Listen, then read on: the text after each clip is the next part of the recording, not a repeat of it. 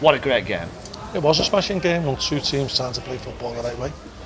A lot of good passing, a lot of good interchange, great endeavour, honest footballers who no cynicism in the game.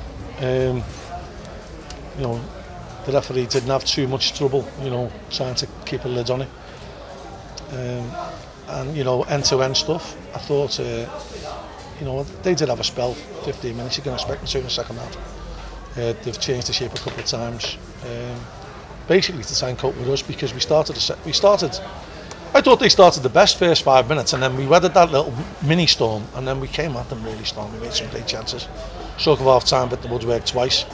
We were a constant threat to them in the first half. Second half, we've come out like, the lads laugh at me because they don't understand the phrase Tasmanian Devils, but we were. And for 15 minutes we were breathtaking. We'd had 7 shots in the first 5 minutes of the second half, and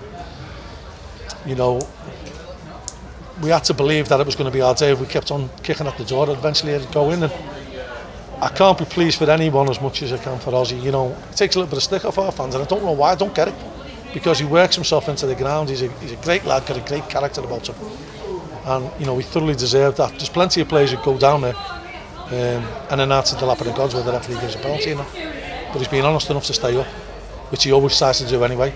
And I was delighted with the finish. Not too sure about the celebrations. Corner flag's probably going to cost him about 12 quid, but I think he'll pay for that. You've been there, of course, on runs without scoring a goal. When that frustration gets lifted, when you finally find the back of the net, does that just spill over? Is that what that is? Of course it is, and it's the relief more than anything.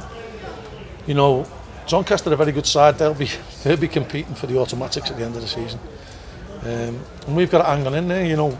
We've proved we can play some good football.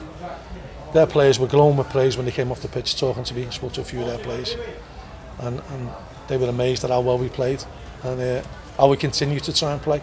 And I think what sums it up. Mark Hughes gave the ball away a couple of times in the edge of his own box in the first half, which led to a couple of chances. But he didn't hide after that. He kept on trying to play the right way. And some of the balls he played tonight was just unbelievable. And some of the football we played was fantastic. And I've got a special mention for the fans again. They absolutely sucked that goal in.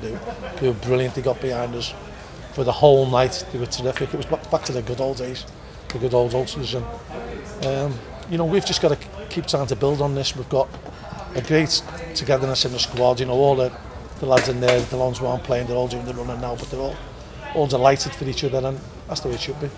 How important, how key is another clean sheet against a team like that scores a lot of goals? Well, they're like buses, aren't they? My brother says like the 26 on the Shield Road circular. They all come at once, but there was all the hard work went into that.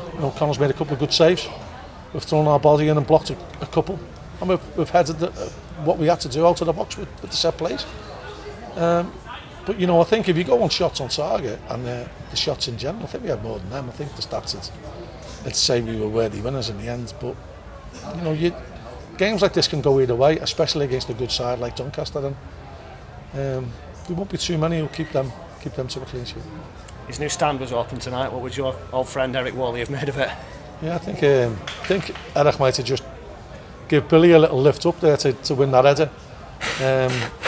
Yeah, he'd have been delighted, and I believe some of his family was there, which is great. And it's a fitting tribute, and more fitting that the night when it's yours we win, and with the new lights as well, which for once in my life now I can see in the far corner, because I couldn't before. And here's one for you. When you arrived in 1999, if I'd said this to you, Accrington and Stanley are currently level on points with Sunderland. Well, it's unbelievable, isn't it, really? But we don't want to look at other clubs. We want to just try and get ourselves in a position where we can challenge. We've always said we wanted to challenge at the top end rather than the bottom end. And plenty of clubs that have come up and felt sorry for themselves. Oh, we've got a little budget, we haven't got good training facilities. We'll do well to stay up. Well, if you don't do that, don't bother entering the league for me. If you're entering the league and your only thought is survival, you shouldn't be in there. And I'd even include the Premiership in that. I see teams coming into the Premiership, and I understand that it's a different kettle of fish with the money available. But for your own sanity, you've got to have a go on.